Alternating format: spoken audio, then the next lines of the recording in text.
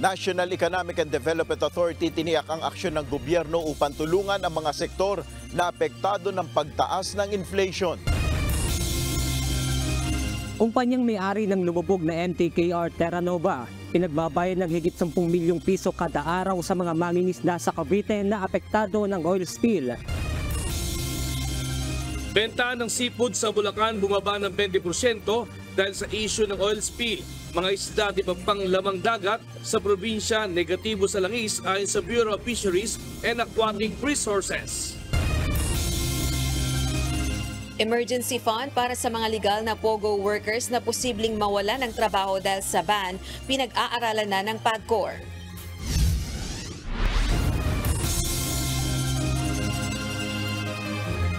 Magandang hapon Pilipinas at sa buong mundo. Una sa ating mga balita. Bumilis ang naitalang inflation rate sa bansa para sa buwan ng Hulyo ngayong taon. Base sa report ng Philippine Statistics Authority o PSA, bumilis sa 4.4% ang inflation rate noong July 2024 na mas mataas kumpara sa 3.7% na naitala noong Hunyo. Sa gitna ng pagbilis ng inflation, tiniyak naman ng pamahalaan ang pagpapaabot ng tulong sa mga apektadong sektor. Ito ang balita ni Nel Maribuhok. Ang pangunahing dahilan ng mas mataas na antas ng inflation nitong Hulyo 2024 kaysa noong Hunyo ay ang mas mabilis na pagtaas ng presyo ng housing, water, electricity, gas, and other fuels sa antas na 2.3%.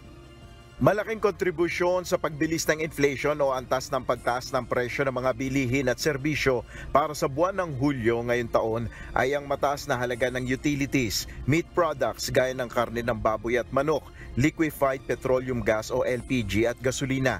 Sa datos ng Philippine Statistics Authority o PSA, bumilis sa 4.4% ang inflation rate noong Hulyo, mas mataas kumpara sa 3.7% noong Hunyo. Ayon sa PSA, sa kasalukuyan, ito ang pinakamataas na naitalang inflation sa taong ito. Sa gitna ng mataas na inflation rate, tiniyak naman ng pamahalaan ang patuloy na pagpapatupad ng mga programa upang matulungan ang mga apektadong sektor. Ayon kay National Economic and Development Authority o NEDA Secretary Arsenio Balisacan, patuloy na nagtatrabaho ang gobyerno upang matiyak ang food security sa gitna ng pagtaas ng presyo ng mga bilihin nitong Hulyo at sa inaasahang pagtama ng mga bagyo at mga pag-ulan dahil sa La Nina. Ayon sa NEDA, nagpapatupad na ang pamahalaan ng mga hakbang upang suportahan ang mga sektor na lubos na maapektuhan ng mataas na inflation. Kabilang sa mga aksyon na ito ng gobyerno ay ang paglulunsad ng Rice for All program kung saan makakabili ng 45 pesos na kada kilo ng bigas sa mga kadiwa center. Bilang paghahanda sa La Nina ayon sa NEDA, siniguro na ng Department of Agriculture ang pagkakaroon ng Quick Response Fund, pautang at seed buffer stock para sa mga magsasaka. Dagdag pa rito ang nasa 510 million pesos na pondo para sa fuel subsidy upang matulungan sila sa mataas na presyo ng mga produktong petrolyo. Ayon naman sa PSA, may posibilidad na bumaba ang presyo ng bigas ngayong Agosto dahil sa pagbaba ng ipinapataw na taripa. Alam ko yung reduction sa tariff ay magsisimula ng bumaba. So may posible na substantial yung i-reduce sa presyo ng bigas itong August. Sa kabila nito, wala pang katiyakan kung ang pagbaba ng presyo ng bigas ang magpapabagal sa inflation rate ngayong Agosto. Pinangangambahan rin na makakaapekto sa inflation ngayong buwan ang matinding pinsala na idinulot ng nakaraang bagyong Karina at epekto ng habagat, partikular na sa sektor ng agrikultura. Nel Maribuhok, UNTV News and Rescue. Diyos ang aming sandigan, serbisyo publiko ang aming pinahalagahan. Pinag-aaralan na ng Philippine Amusement and Gaming Corporation o PAGCOR ang pagkakaroon ng emergency fund para sa displaced workers sa Philippine Offshore Gaming Operators o POGOS. Libu-libong Filipino workers ang pinangangambahang mawala ng trabaho oras na tuluyang ipagbawal ang operasyon ng POGOS sa bansa. Ito ang balita ni Rosalie Cos. I will definitely find a way to see and study how PAGCOR would be able to help out by setting up a fund that you mentioned. Nasa 31,000 manggagawa ng Philippine Offshore Gaming Operations o POGOs ang posibleng mawalan ng trabaho oras na tuluyang ipatigil ang operasyon nito sa bansa. Bukod pa ang bilang ng mga manggagawang hindi direktang maaapektuhan ng POGO ban.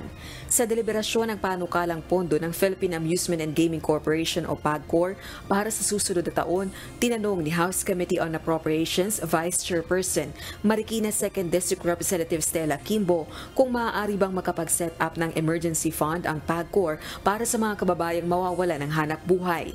Ayon sa PAGCOR, pinag-aaralan na nila ito.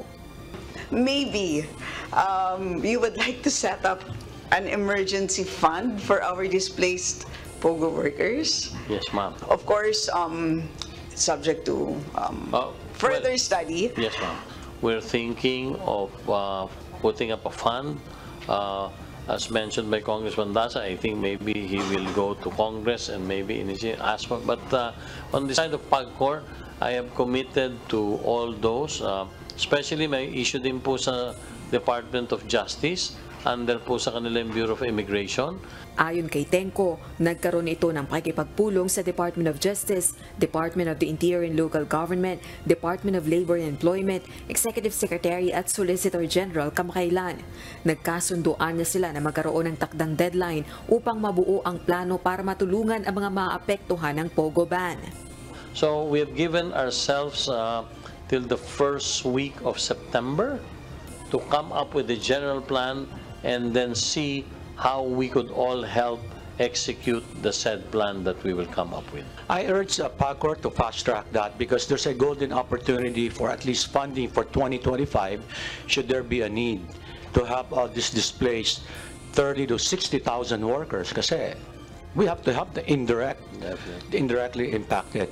Bukod dito, nakipagpulong din si PAGCOR Chief Tenko kay Pangulong Ferdinand Marcos Jr.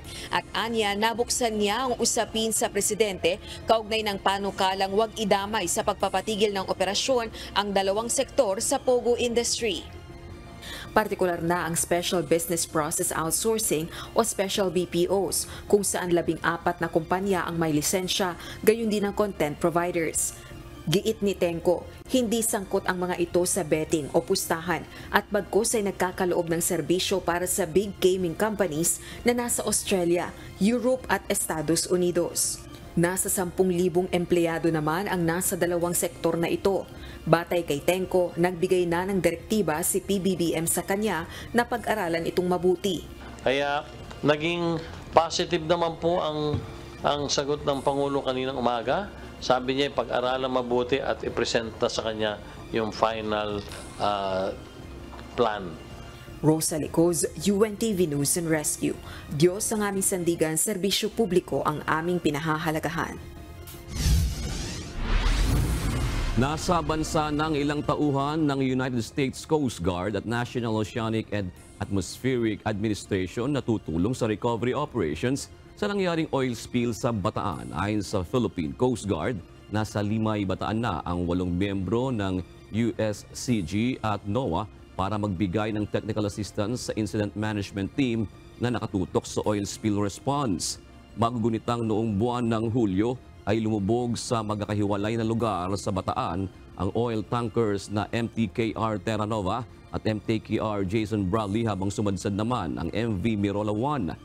Una nang sinabi ng PCG na hindi pa nasisimulan ang siphoning operations sa MTKR Terra Nova dahil lalagyan pa ng metal caps ang valves ng barko upang maiwasan ang mas malaking problema kapag hinigop na ang karga nitong langis. Patuloy din ang salvaging operations sa MTKR Jason Bradley.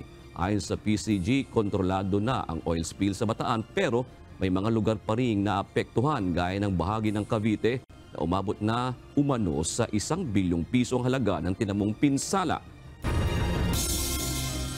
Nakipagpulong kanina sa pamahalaang panlalawigan ng Cavite ang kumpanya ng lumubog na oil tanker sa Limay, Bataan. Pinagbabayad ito ng lokal na pamahalaan na mahigit 10 million pesos kada araw para sa nawalang kikitain sana ng mga mangingisda at mga vendor na apektado ang kabuhayan dahil sa tumagas na langis. Ito ang balita ni Benedict Samson.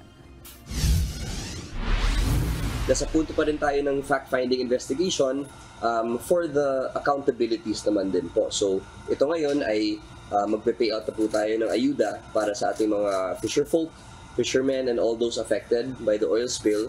Isang aspect ng po yan, pero hindi tayo titigil sa ating paghanap ng liability accountabilities kung meron man.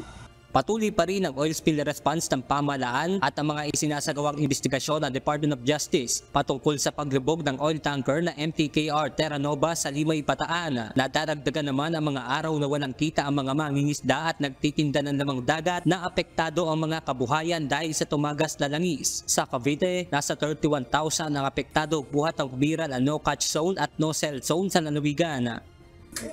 We are estimating it at 350 pesos a day times 31,000 times the number of days that they will be displaced. First part is submit namin yung lahat ng pangalan. Naka-document naman sa amin lahat yan eh. The LGU will be the one who will help them file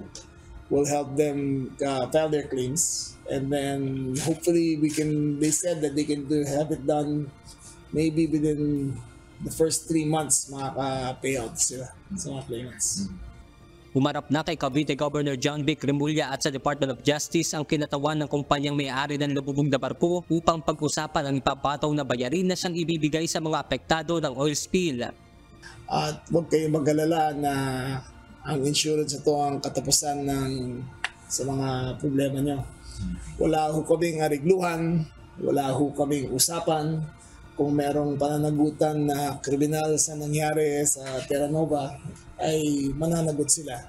Hindi ako tumanggap ng bisita ngayon para makipag-areglo, pero para ayusin lamang ang insurance sila. Sinabi ng pamahalaang panlalawigan ng Cavite na sa ngayon ay wala pang tiyak na araw kung kailan maipapamahagi ang naturang payout. Ngunit pagsisiguro nila na patuloy sila sa pamamahagi ng relief packs habang nagpapatuloy ang oil spill response ng pamahalaan.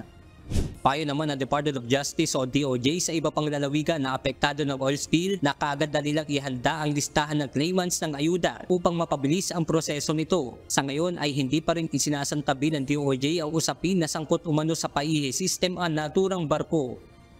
So far, the red flags are on its face. Kumbaga parang doon pa lang sa kwento ng PCG kung ano talaga ang nangyari doon sa oil spill, meron na tayo nakikita mga irregularities. Kagaya ng siguro isa doon, yung isang barko doon ay malapit lang sa shore kahit matagal na siyang nakabiyahe. So, nandun lang siya, nakapark, kumbaga, at may katabi pa siyang isang barko. Ngunit sa isang statement, sinabi ng tagapagsalita ng Port Abaga Ship Management na si Attorney Leonel Mohan Infante na hindi sila nagpupuslit ng langis at tanging sa mga lehitimong oil company lamang sila nagde-deliver nito. Sa Lunes, nakatakdang ituloy ng fact-finding team ng Department of Justice ang kanilang investigasyon sa insidente. Benedict Samson, UNTV News and Rescue. Diyos ang aming sandigan, serbisyo publiko ang aming pinahahalagahan. Malaking porsyento ng kita ng mga tendera at supplier ng seafood sa mga palengke sa Bulacan ang bumaba dahil sa issue ng oil spill. Ito ay sa kabila ng pahayag ng Bureau of Fisheries and Aquatic Resources na walang traces ng langis ang nakuha nilang sample sa mga palaisdaan sa lalawigan. Ito ang balita ni Nestor Torres. Ngayon po, madalang lang. Opo, natakot po sila na baka mamaya may epekto yung oil spill sa mga pamilya namin, masira sila.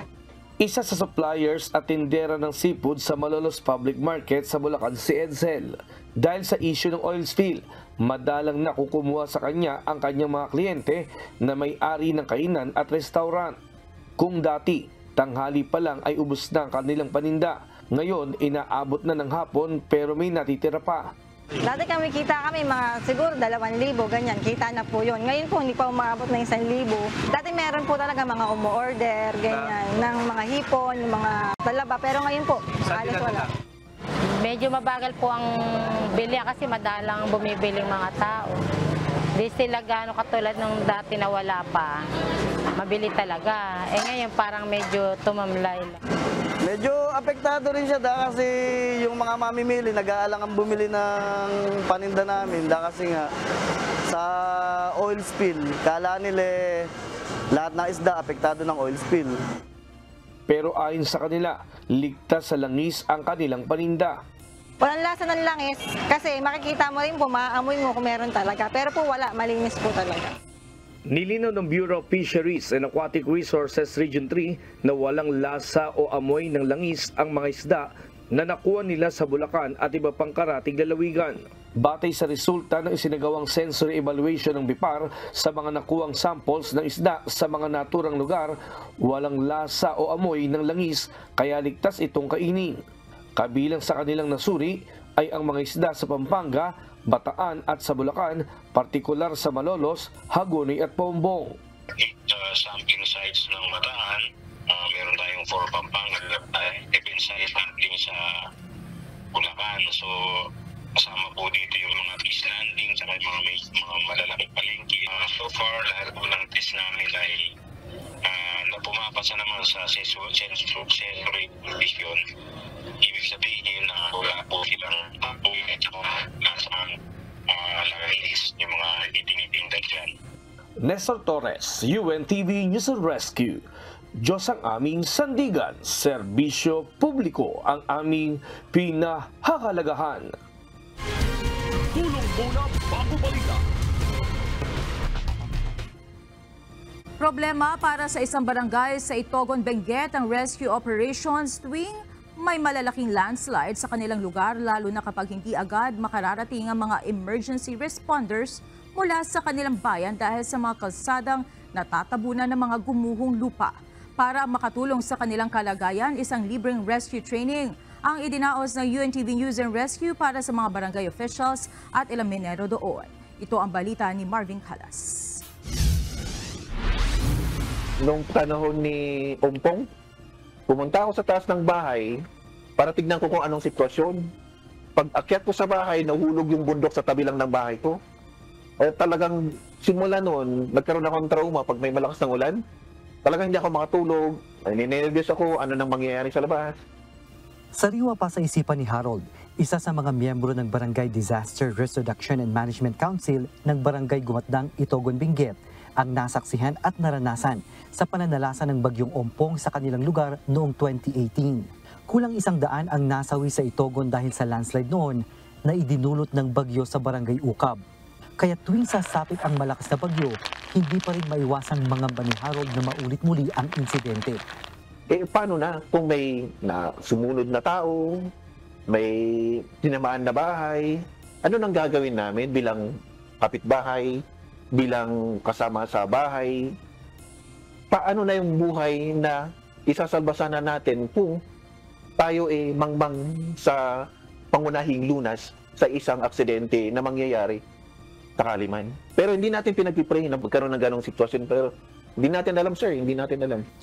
Madalas ang landslide sa kanilang lugar tuwing may sama ng panahon at kadalasan ay natatabunan ang mga kalsada ng gumuhong lupa. Kaya't isa rin sa mga suliranin ng mga opisyal ng Barangay Gumatdang ang pagdating ng tulong mula sa munisipyo na kadalasang inaabot pa ng ilang araw bago makarating sa kanilang lugar. Yun ang usual na nangyayari, landslide. Kaya mostly kalsada ang nagko-close kaya wala tayong access pag nagbabagyo dito. Hindi makadaan mga transportation. Pero hindi naman nagtatagal, mga 1 week yan. Wala tayong sariling equipment dito sa barangay na mga heavy equipments Kailangan pa makipag-coordinate sa munisipyo o sa province. Kaya medyo natatagalan ang Talagang nahihirapan yung mga tao dito. Kasi tulad nung Ompong, talagang kulang talaga yung walang nag-respond agad. Kasi kulang nga yung training. Mas maganda siguro yung dagdagan yung mga nagtitraining para may pagka-efficiency yung maganda yung tulong na maibibigay sa tao. Kaya naman malaking tulong para sa mga residente at barangay officials na magkaroon sila ng training patungkol sa pagbibigay ng basic first aid o pangunang lunas. Sa pamamagitan nito, maaari nang agad na makapagbigay ng primary health care ang mga opisyal o mga taga-barangay sa mga kapwa-residente nilang nangangailangan ng tulong habang naghihintay ng rescue mula sa munisipyo. Agad naman itong tinugunan ng UNTV News and Rescue sa pamamagitan ng pagsasagawa ng libreng basic first aid and life support training. 3 araw na sumailalim sa training ang nasa higit 34 na barangay officials at small-scale miners sa barangay. Yung UNTV po, yung pagtuturo nila sa amin is very smooth and effective po.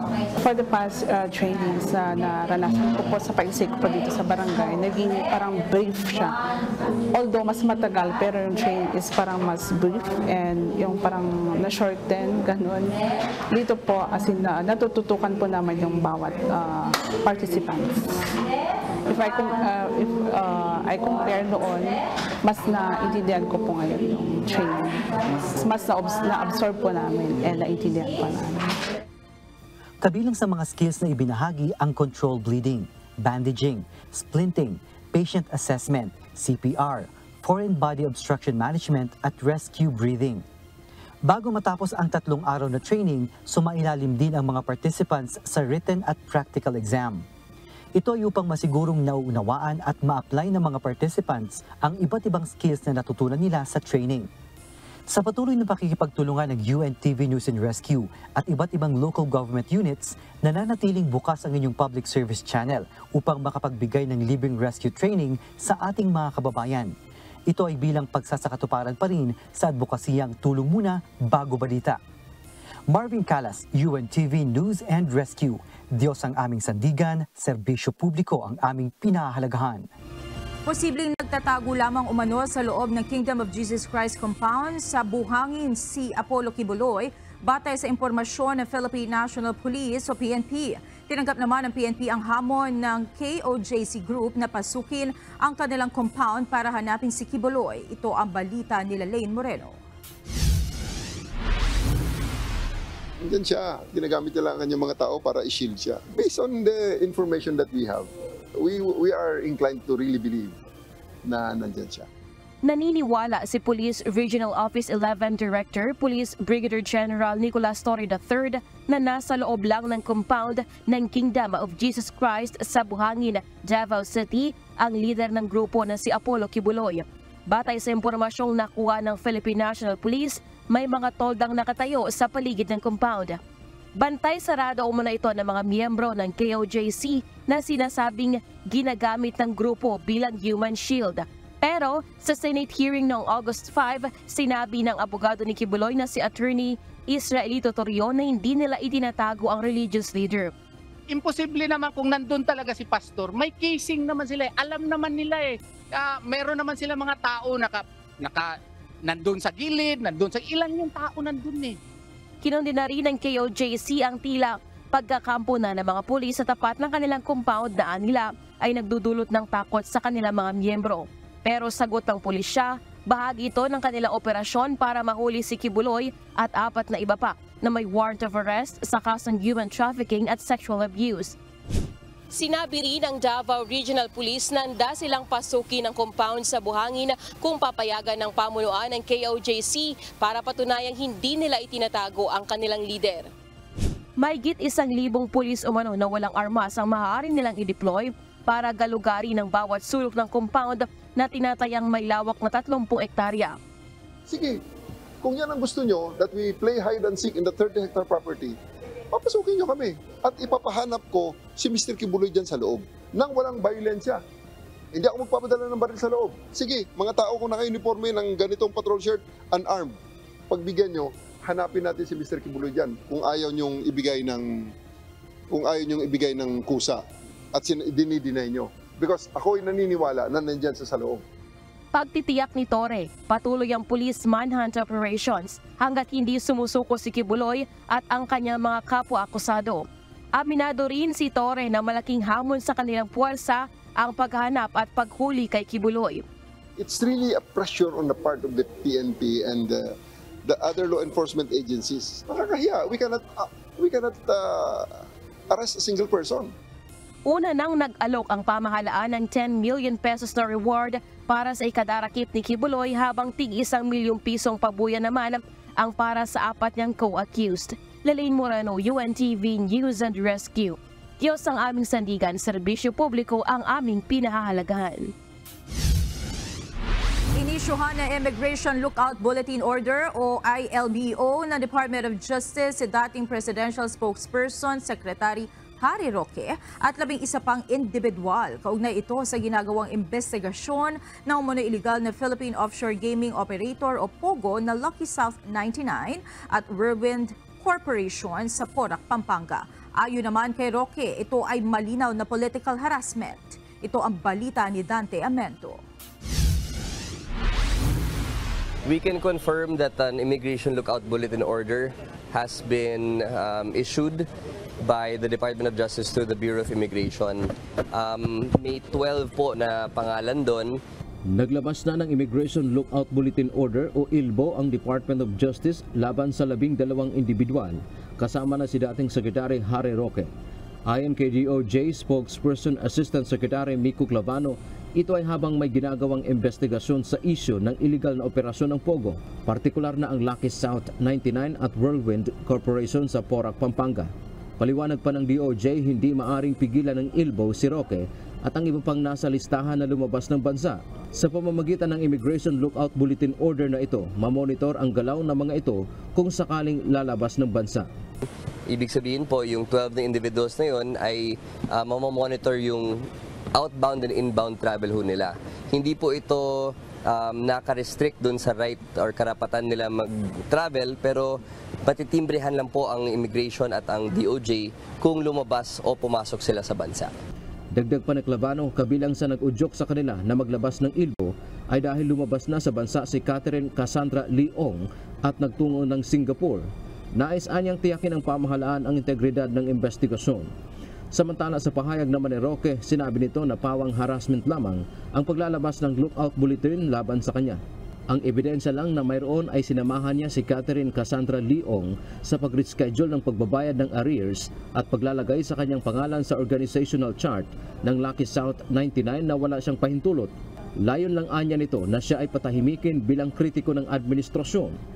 Wala rin daw dahilan para umalis siya ng Pilipinas at harapin niya ang mga alegasyon kaugnay sa offshore gaming. Samantala ayon naman sa DOJ, hindi naman political harassment ang kanilang hakbang.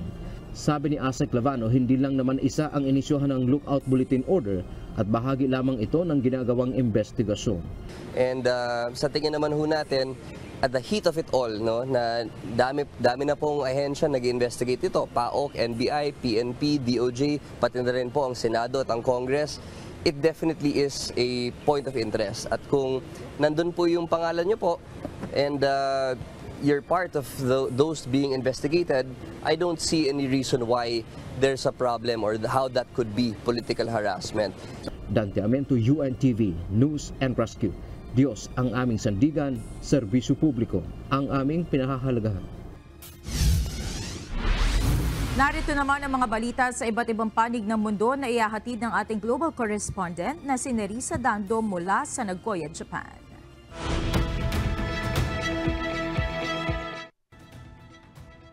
Ginanita ngayong araw sa Hiroshima ang ika-79 na anibersaryo ng atomic bombing ng Estados Unidos.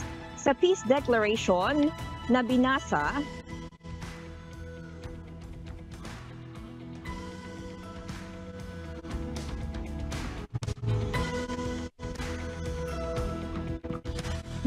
sa taunang seremonya sa Peace Memorial Park, sinabi ni Hiroshima Mayor Kazumi Matsui na ang ganitong mga pandaigdigang trahedya ay tila nagpapalalim ng kawalan ng tiwala at takot sa mga bansa.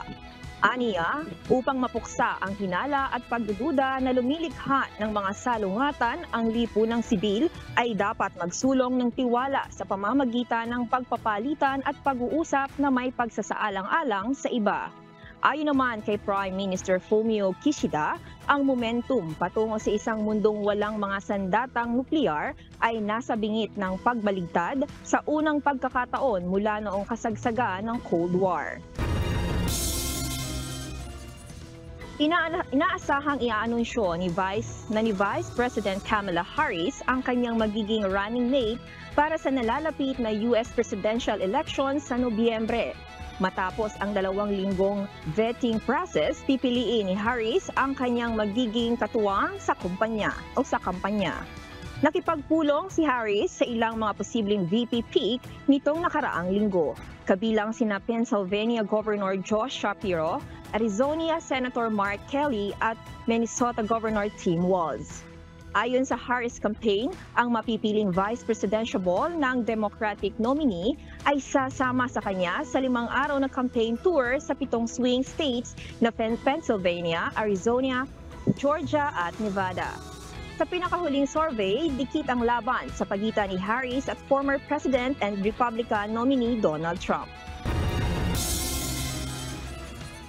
Lumabag sa batas ang Google upang pabagsakin ang kompetisyon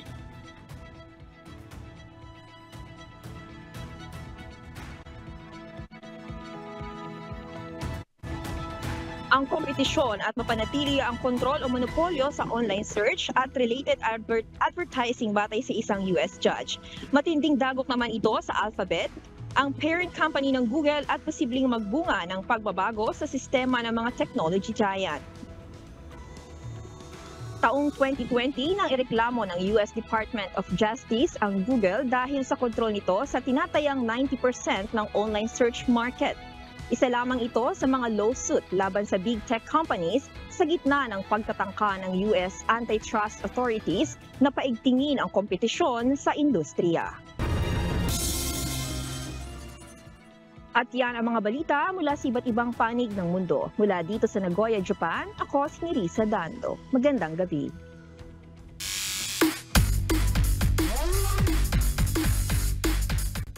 May pag-asa pa sa gintong medalya. Yan ang target ng Pinay boxers na sina Nesty Petesio at Ira Villegas sa Paris Olympics.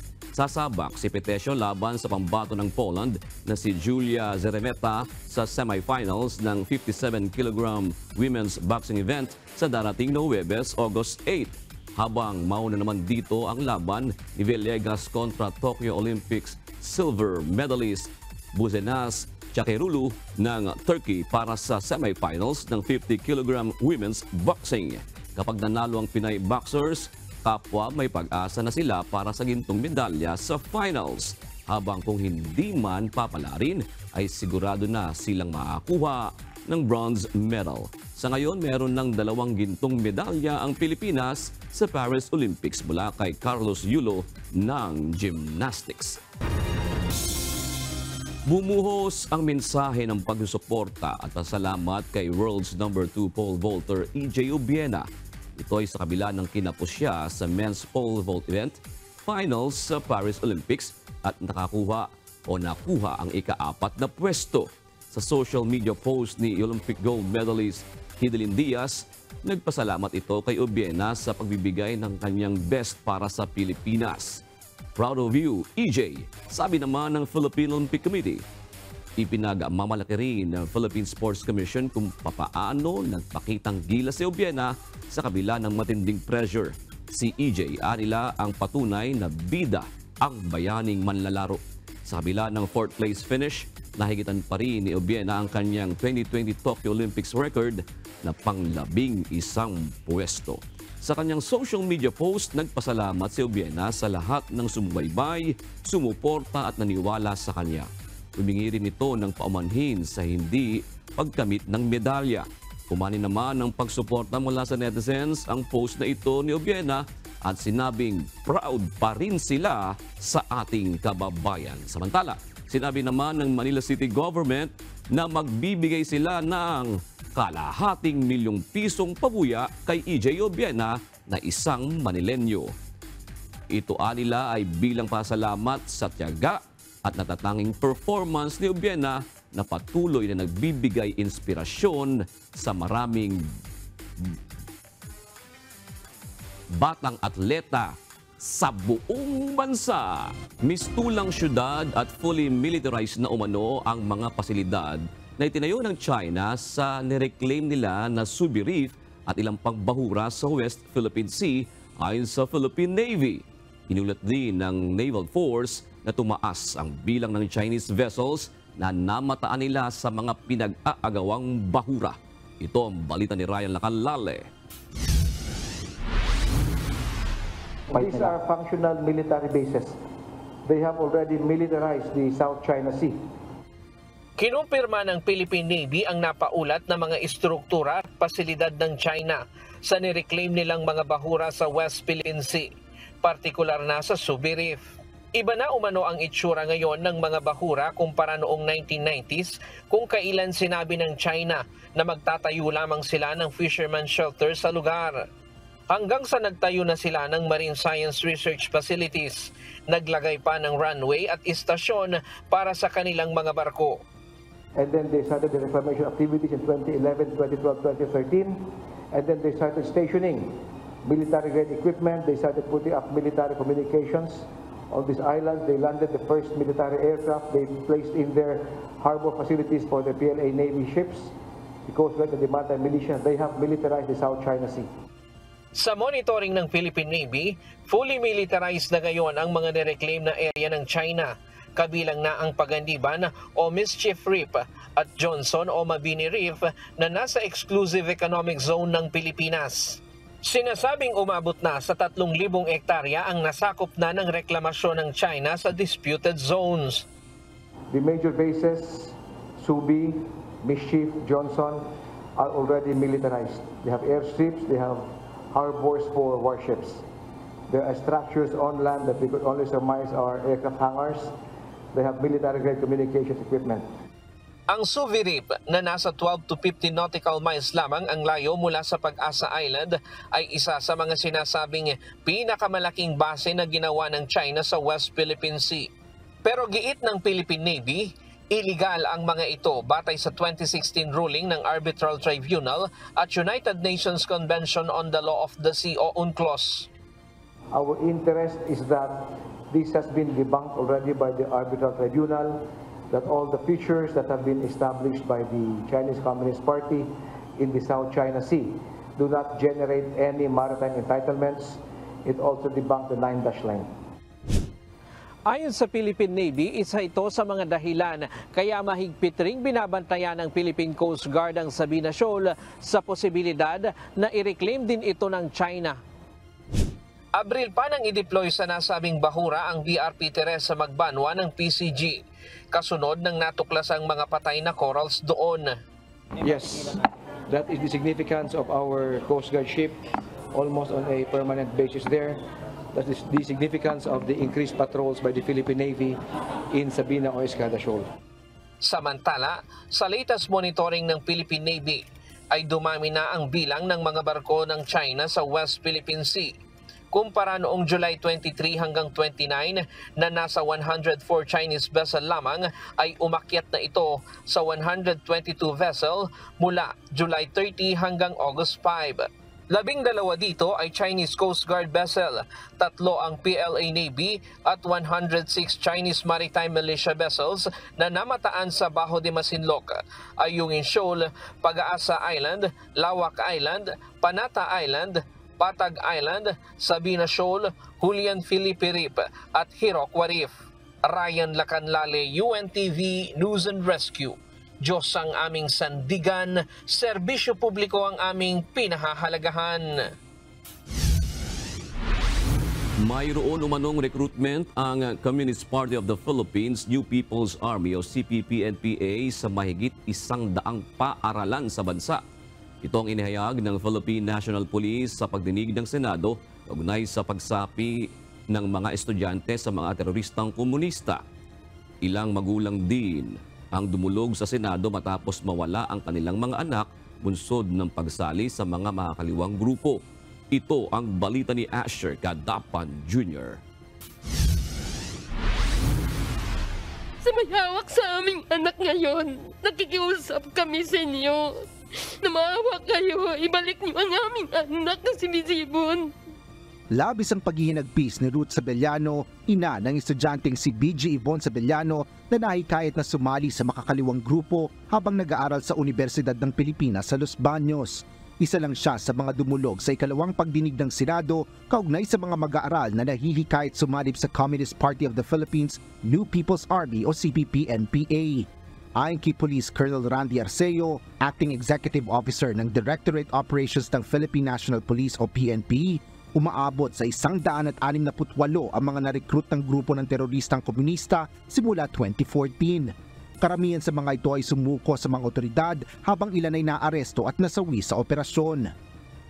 Out of the 168 accounted personalities, 102 schools or learning institutions ranging from elementary, high school, college or university have been identified where recruitment activities happen.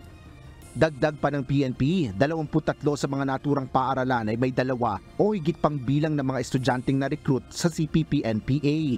Kinumpirma naman ng isang estudyante ng Universidad ng Pilipinas na may ganitong aktibidad sa loob mismo ng UP campus. I myself graduated from UP 2019, joined the NPA right after my graduation because the recruitment happened within UP grounds. How did it happen? Ang nagre-recruit sa amin is members ng student council, and they use venues sa loob ng UP to conduct underground organizations using the name of student council, at the time recognized organization Anak Bayan, Alay Sining. Ilang kinatawan naman ng mga universidad na kabilang sa listahan ang nagbigay ng kanilang posisyon kaugnay ng umano'y recruitment ng CPP-NPA sa kani-kanilang paaralan. If there are indeed facts that show our involvement in these kinds of activities, then by all means we will be more than willing to cooperate with the authorities to look into these issues. Similar to UP, we have a very rigorous process in accrediting student organizations. In fact, we even require faculty members to be advisor of each organization just to make sure that they will pursue their legitimate purposes as stated in their during their application. Bunsod nito, nangako ang Commission on Higher Education o CHED na patuloy na makikipagtulungan sa mga kaukulang ahensya upang bumuo ng parehas na pulisiya kaugnay ng issue. Binigyan diin naman ni Senador Ronald Bato de la Rosa ang responsibilidad ng mga paaralan o learning institutions bilang ikalawang magulang sa mga estudyante. Ngunit wala anyang magulang na gustong maging armadong rebelde ang kanyang anak. Yung mga kakaliwa dyan, yung mga nasa party list, ang anak nila nandun sa abroad nag-aaral. Di ba? Pero yung mga estudyante na mga mahihirap, nire-recruit nila para lumaban sa gobyerno. Pero mga anak nila nasa Lasal, nasa abroad, pinagpaaral. Napaka-ipokrito ng mga tao ito. Sa huli, iminungkahi ng ilang kinatawan ng paaralan sa Senado ang pagbibigay ng pamahalaan ng kaukulang serbisyo, partikular na ang edukasyon at pangangalaga sa kalusugan upang mabawasan ang kawalan ng kontento sa gobyerno. Asher Cadapan Jr., UNTV News and Rescue. Diyos ang aming sandigan, serbisyo publiko ang aming pinahalagahan. Nagpahayag ng pagkabahala si Senator Ronald Bato de la Rosa hinggil sa pagtaas ng recruitment ng mga grupo ng rebelyon sa mga eskwelahan.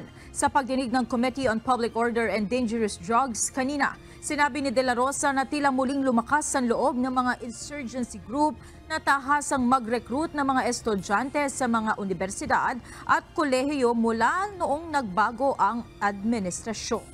Hinimok ni de la Rosa ang mga paaralan na suriin ang kanilang mga patakaran upang labanan ng mga radikal na ideolohiya na ang madalas sa tinatarget ay ang mga mag-aaral na agresibo ring nagpapakita ng discontent o reklamo sa kanilang eskwelahan. Binigyan din niya ang kolektibong responsibilidad ng mga administrador ng paaralan sa pag-aalaga sa kapakanan ng mga kabataang Pilipino. Ngayong nagbagong administration, para tila lumakas na naman yung loob nila, andyan naman sa nag-recruit. Submitted for resolution na ang reklamong qualified human trafficking laban kay suspended Banban Mayor Alice Guo at iba pang respondents kaugnay sa POGO operations sa Banban Tarlac. Sa huling pagdinig kanina, hindi na nagsumite ng kanyang counter-affidavit si Guo. Samantala, pinasasampahan na ng formal na reklamong kriminal si Guo dahil sa umano'y pagsisinungaling sa kanyang Certificate of Candidacy o COC noong 2022 elections. Ito ang balita ni Dante Amento. Most of the respondents ay nakapag-submit ng counter-affidavit And so as far as they are concerned, the case is submitted for resolution. No show o hindi pa rin sumipot sa huling pagdinig ng reklamong qualified human trafficking si suspended Bamban Mayor Alice Go ngayong hapon sa Department of Justice. Kaugnay ito sa sinalakay na Pogo Hub sa Bamban, Tarlac na sinasabing sangkot si Go sa operasyon ito. Hindi rin nagsumite ng counter affidavit o kontrasalaysay ang alkalde sa reklamo sa kanya. Wala nang binigay pa na extension para magsumite ito. Yung iba po, si Mayor Alice Guo and 3 other Chinese incorporators were not able to file. And it was decided by the panel of prosecutors not to give them anymore another chance or another extension. Kaya submitted for resolution o hihintay na lang ang desisyon ng piskal kung iaakyat sa korte ang reklamo.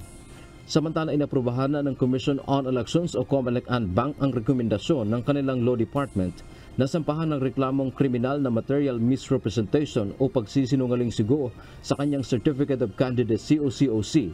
Kaugnay ito nang tumakbo siya bilang alkalde ng Bamban noong October 2021. Inadapt po ng COMELEC-ANBANG unanimous, ibig sabihin lahat po kami, yung recommendation ng aming Law Department na mag-file ng formal complaint laban kay Mayor Alice Go / Gua Huaping, and therefore pinapasimulan po ang pagkukonduct ng preliminary investigation. Ang pagsasampa ng reklamo ay matapos ang ginawang pagsusuri sa fingerprints ni Go mula sa Bamban, COMELEC Main Office at pinagtugma sa findings ng National Bureau of Investigation o NBI. Ayon kay Chairman George Erwin Garcia, kapag naisampa na ang reklamo, ay kasunod nito ang pagsisilbi nila ng subpoena kay Go sa huling address nito sa bayan ng Bamban. Pwede na po yung kagad ipatupad ng aming Law Department. Ang susunod na po dyan ay pwedeng mag-issue ang aming Law Department ng subpoena upang ma-serve sa respondent at kaagad na mapasagot siya doon sa akusasyon laban sa kanya. Tiniyak ni Garcia na bibigyan ng due process o pagkakataon na sumagot si Go sa reklamo dahil magsasagawa pa naman ng preliminary investigation ang kanilang Law Department. Dito hihinga ng counter affidavit o kontrasalaysay ang alkalde bago ang resolusyon at posibleng tuluyang iakyat sa korte ang reklamo. Tiniyak ng COMELEC na bago ang paghahain ng kandidatura sa Oktubre ay magkaroon na sila ng desisyon sa reklamo kay Go. Binibigyan po natin ito ng kaukulang atensyon, hindi man po espesyal, subalit ito po'y kasabayan na atensyon doon sa mga iba pang kaso of equal importance. Wala pang tugon ang kampo ni Go tungkol dito. Dante Amento, UNTV, News and Rescue. Diyos ang aming sandigan, serbisyo publiko, ang aming pinahahalagahan. Umaasa ang Department of Agriculture na maresolbahan na ang problema sa African Swine Fever o ASF na patuloy na pumipinsala sa lokal na industriya ng baboy mula noong 2019. Kaugnay nito ang naglaan na ang DA na 350 million pesos sa pondo para sa pagbili ng mga bakuna upang labanan ng nasabing virus. Ito ang balita ni Jed Neresina. Naaprubahan na yung CPR, noong vaccine for controlled and monitored use only. Ibig sabihin, para sa government lang yung approval. So ito yung tinatawag na controlled vaccination. Planong simulan sa bansa ang controlled vaccination sa mga baboy laban sa African Swine Fever o ASF. Ito ay matapos aprubahan ng mga government regulator ang monitored release para sa limitadong paggamit ng bakuna mula sa Vietnam. Nagbigay na ang Food and Drug Administration o FDA ng Certificate of Product Registration o CPR para sa AVAC, ASF live vaccine mula sa Vietnam na sumailalim sa 2 taon na local clinical trials. Dumaan ito, Jet, matagal na panahon ng series of tests and trials. That's why almost 2 years, that's why FDA granted yung tinatawag na Certificate of Product Registration or CPR on a controlled and monitored basis. Sa ngayon, ang pagpapalabas ng nasabing bakuna ay nakatakda sa ikatlong quarter ng taon at ito ay sa ilalim ng pangangasiwa ng Bureau of Animal Industry. Ito rin ay magiging voluntaryo sa lahat ng uri ng pig farm mula sa backyard, semi-commercial hanggang sa commercial level. Una, it will be available on a voluntary basis sa mga commercial, semi-commercial at saka clustered na smallhold piggery farm. From there, sisimulan ng BAI together with FDA yung controlled vaccination. Ngayon tinatapos ng BAI ang guidelines kasama ang mga stakeholder sa agriculture at veterinary para sa kontroladong paggamit ng mga bakuna laban sa ASF. Kasunod nito ang public consultation upang matiyak na ang guidelines ay comprehensive at maayos na maipatutupad. Samantala naglaan ng 350 million pesos ang Department of Agriculture o DA para sa pagbili ng mga bakuna upang labanan ng ASF.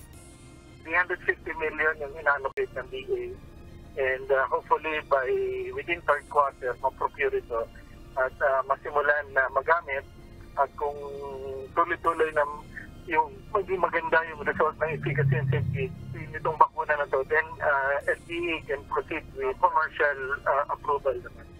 Sa huling datos, 150 barangay sa bansa ang mayroong aktibong kaso ng ASF, kung saan ito ay sa 45 munisipalidad sa 18 probinsya sa bansa. Siniguro naman ng Department of Agriculture na lahat ng may active ASF case na lugar ay kanilang binabantayan upang mapigilan ang posible pa nitong pagkalat. Jed Neresina, UNTV News and Rescue. Diyos ang aming sandigan, serbisyo publiko ang aming pinahahalagahan. Nanawagan ang lola ni Carlos Yulo sa publiko na tigilan na ang paninira sa kanyang anak na ina ng atleta.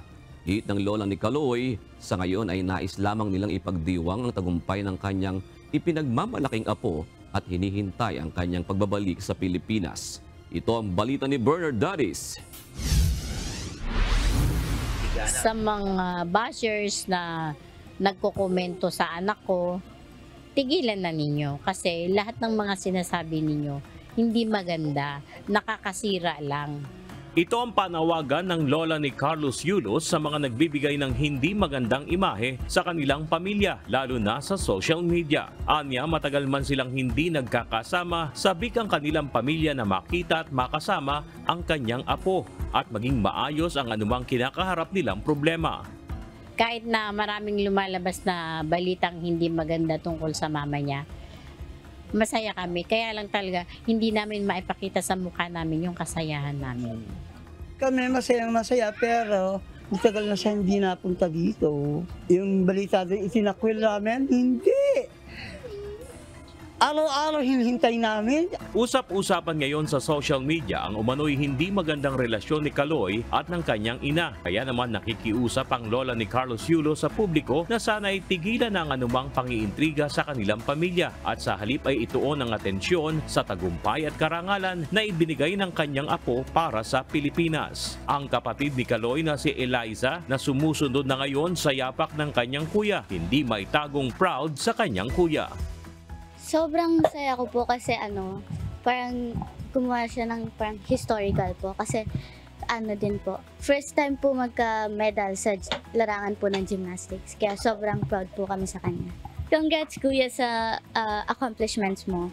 Sa ngayon nakatuon ang pamilya Yulo sa nalalapit na pag-uwi ng two-time Olympic gold medalist. Bukod sa Heroes Parade, nangako ang lokal na pamahalaan ng Maynila na bibigyan ng halagang 2 milyong piso si Yulo dahil sa pagkakasungkit niya ng 2 gold medal sa Paris Olympics. Bernard Dadis, UNTV News and Rescue. Diyos ang aming sandigan, serbisyo publiko ang aming pinahalagahan.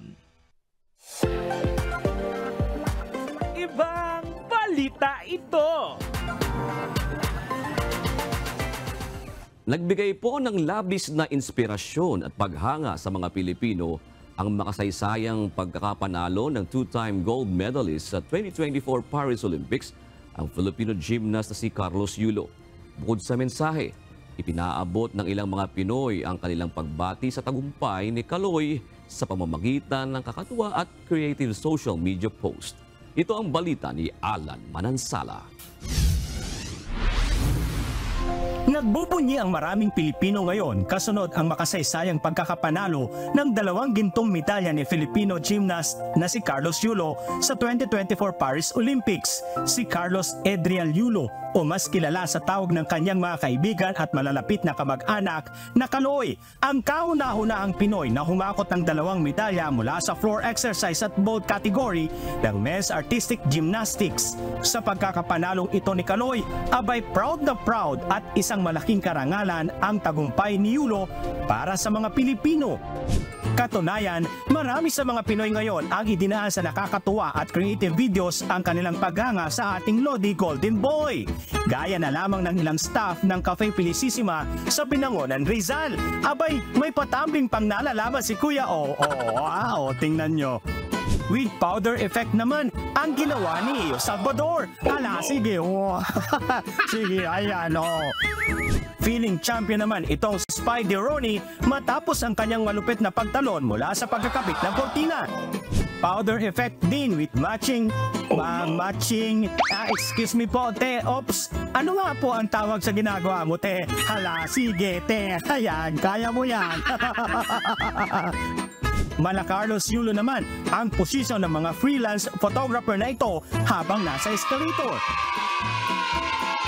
Sabay-sabay namang nagtiwang ang pamilyang ito kasabay ng pagkapanalo ni Kaloy sa laban. Di rin nagpauni ang Bicolanong si Abelardo Billy Balin Jr. sa kanyang winning pose na Carlos Yulo inspired. Ay kuya, butterfly yarn? Feel na feel din ni Adi Space ang moment ng pagkapanalo ni Kaloy. Pero kuya, teka lang ko, gymnastics ba yan? Hello. Idinaan naman ni RJ Ray Agones Borlat sa isang malikhaing pagguhit ang paghanga nito kay Carlos Yulo. Isang realistic drawing mula sa kanyang winning moment ang ipinakita ni RJ. Tunay ngang inspirasyon si Kaloy sa maraming mga Pinoy. Inano niya yung Pilipinas para ipakita yung talent niya at saka yung mga Pilipino na ma-inspired pa kung gusto nilang maging gymnast. Hard work din sa kanya yun, syempre. Sa Pilipinas pinakilala niya talaga naging proud. Galing. Syempre po, dagdag karangalan sa Pilipinas po yun. Yun ang unang-una. Congratulations po.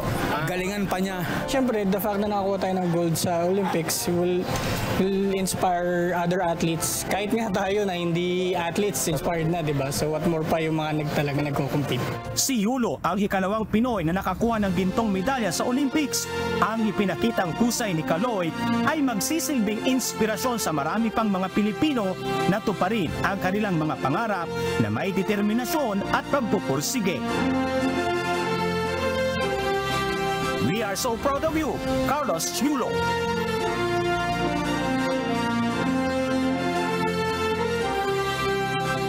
Alan Manansala, UNTV News and Rescue.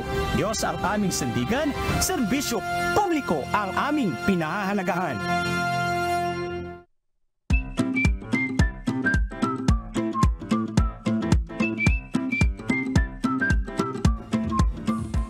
Congratulations, Alan Manansala. Nag-report ulit si Alan, kaya congrats. Ito po ang ating mga kausin naman ngayong araw po ng Martes. Salamat po at shoutout kina Ronilo Saripada, gayon din po kay Calixtrato Junior Baro at Domingo Warde. Maraming salamat din po kay Francisco Medalla, Roberto Adarle, KTD Channel. And gusto ko rin mag-congratulations kay EJ Obuena. Kaninang madaling araw talagang tinutukan ko yung kanyang sport. Kasi nakita ko yung mga past interviews niya, very emotional siya, no? Pero gusto lang natin sabihin na kahit ano pa man ang iyong narating, we are very proud of you. At sa iba pa mga atleta talaga na sumalang po at nirepresenta ang Pilipinas sa Olympics 2024. We are very proud of you at maraming salamat sa pagrepresenta sa Pilipinas. Samantala, narito po ang salita ng Diyos na ating sandigan mula sa aklat ng Ecclesiastes 7:6 na nagsasabi, "Huwag kang lubhang magpakamatuwid, ni huwag kang manglubhang magpakapantas. Bakit tirain mo ang iyong sarili?"